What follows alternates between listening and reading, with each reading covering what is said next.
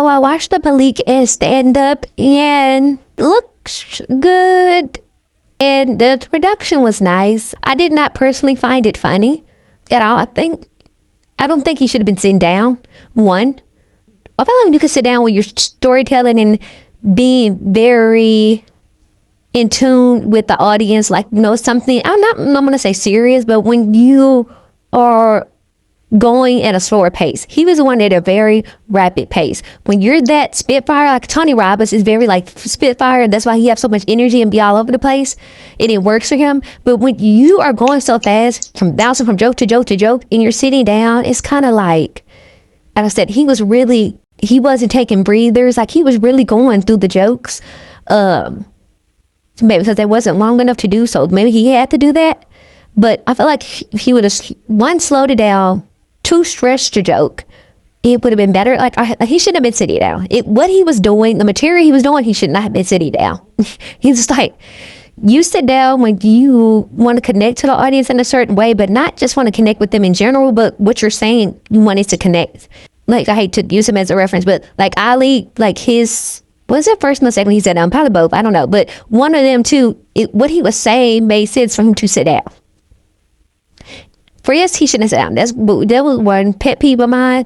And two, every time they pan to the audience, I feel like I'd seen somebody. It was like a Jamie Foxx audience. But his last special, it felt like the audience was all, I don't want to say known people, but it felt like not a paid crowd, but felt like something with the crowd didn't feel, I don't want to say genuine. It didn't feel natural. Something about the crowd of this felt off, and some about the Jamie Foxx crowd felt off. It didn't feel like an actual crowd of people that paid tickets and wanted to see. It felt like they were placed there. That's what I mean. I feel like the audience was placed there. Whether it was, I don't know, but that's what it felt like. Like I said, I seen Anthony Anderson in the audience. I seen somebody else in the audience, and then it was somebody else that was like, I seen somebody in the audience that was on Ready to Love. Like, you know what I'm saying? Like, something about the audience didn't feel genuine and natural, and I think that could mess you up too. But I think somebody was on there too from The Neighborhood.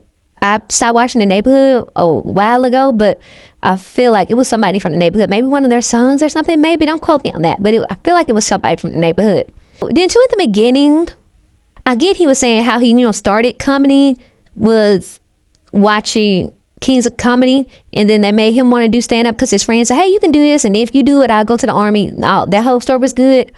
I don't know, and I get why Sid was there, because one, he was producing the special, but also he's a part of the story. Obviously, he was on Kings of Comedy. I get that from the beginning, but I don't feel like Sid should have been at the beginning. I think he should have been at the end, like had with the headphones on in front of the screen, because he was the producer or whatever, and then him dapped him up. But I think him being at the beginning takes away from Malik. Him at the end don't take away from him at the beginning, dude. And I get why he was at the beginning, but I feel like he shouldn't have been at the beginning. He should have maybe been telling the story, and you couldn't see who the other person was, but then at the end you see that it was Sayed or something. I don't know, but I feel like Sayed at the beginning just took away from him. I feel like that was meant to probably keep people captivated. But Sayed is here, he stamped it.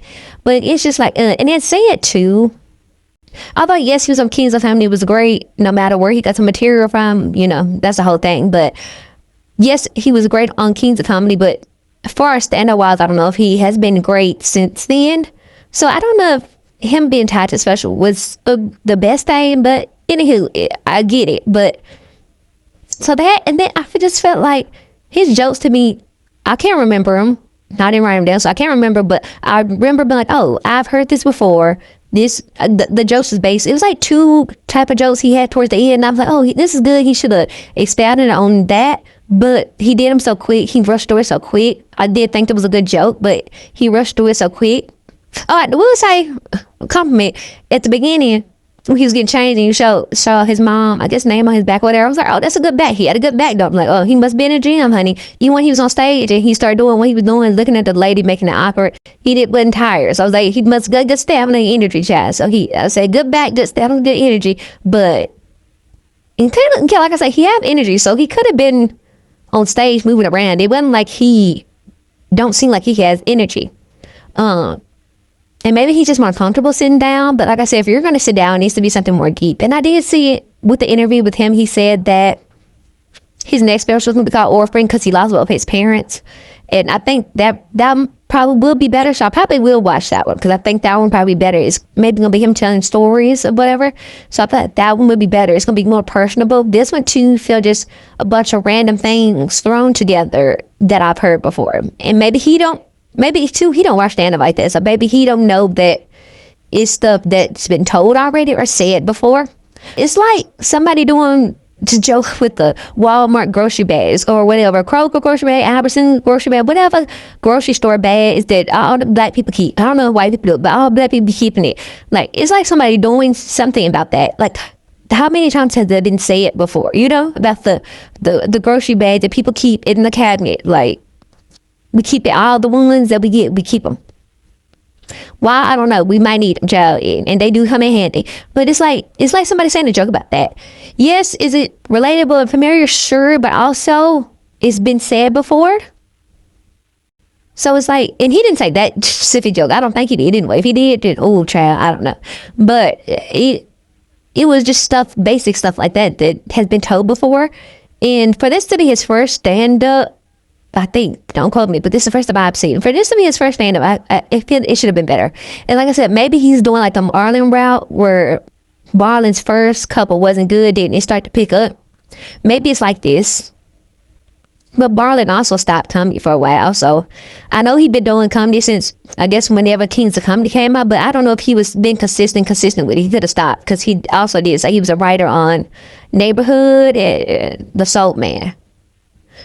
Cedric has some shows now. Like, I used to watch The Soul Man. I think I started watching that too, actually. But I used to watch that. Yeah, he was on Steve Harvey's show. They don't got nothing to do with that. See, I shouldn't be deterred on your special talking about Cedric. That's crazy.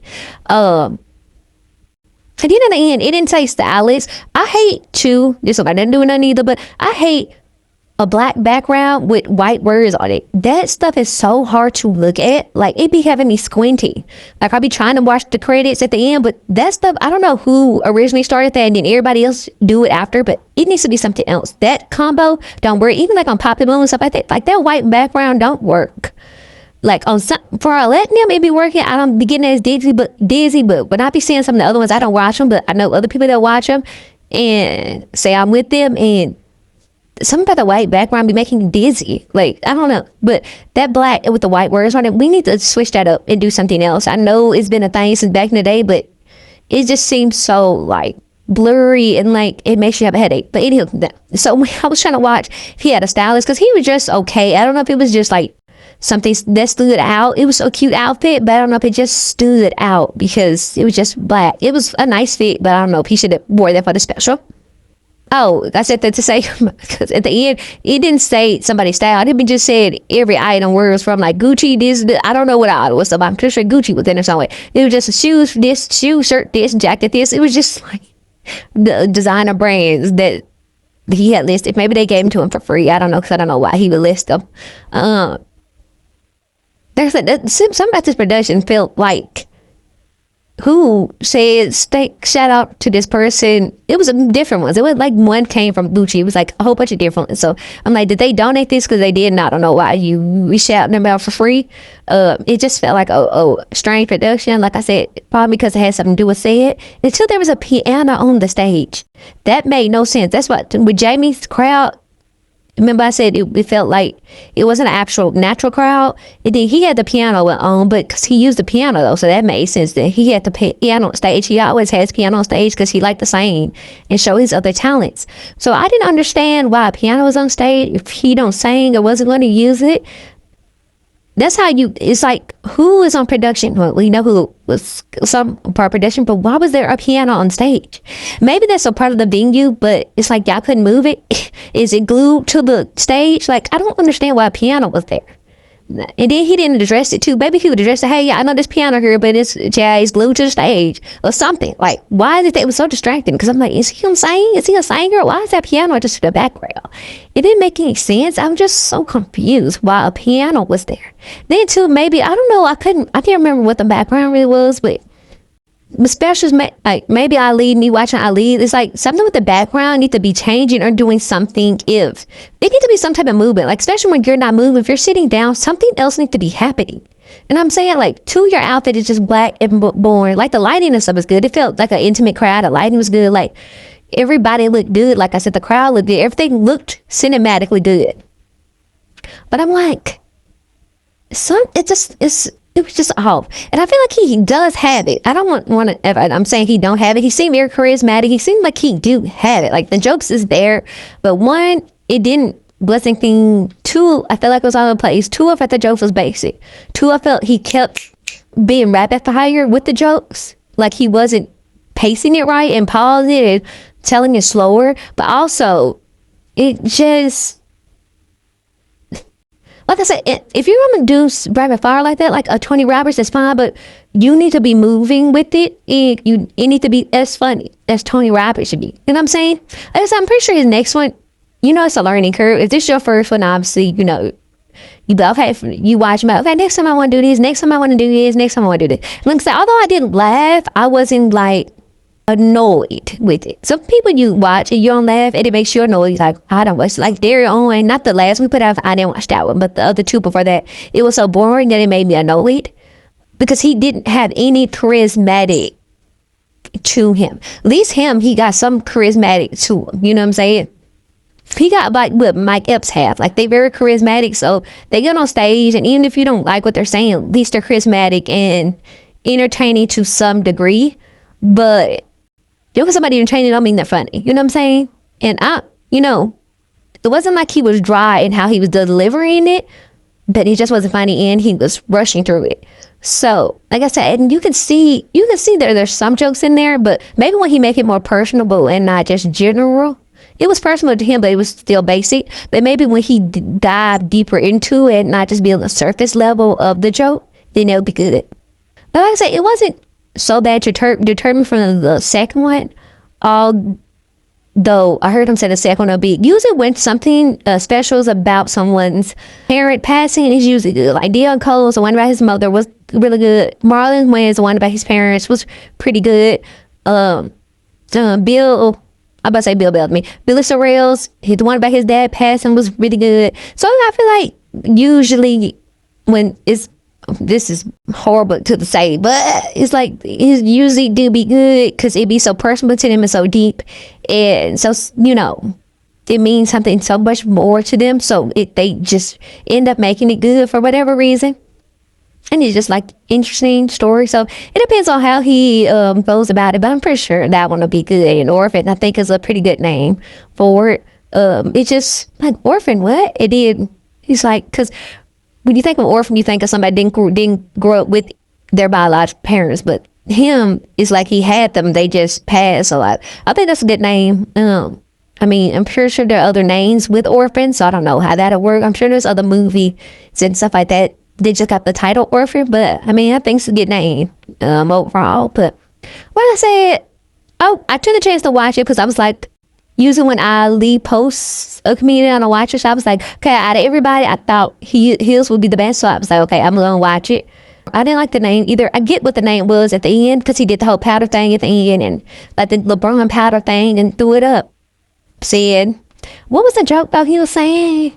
I always said something about the cops. Oh, something about black women. Something about, I wasn't cheating. No, I didn't come home late. She like, so why you came out late? So then he had to do it again.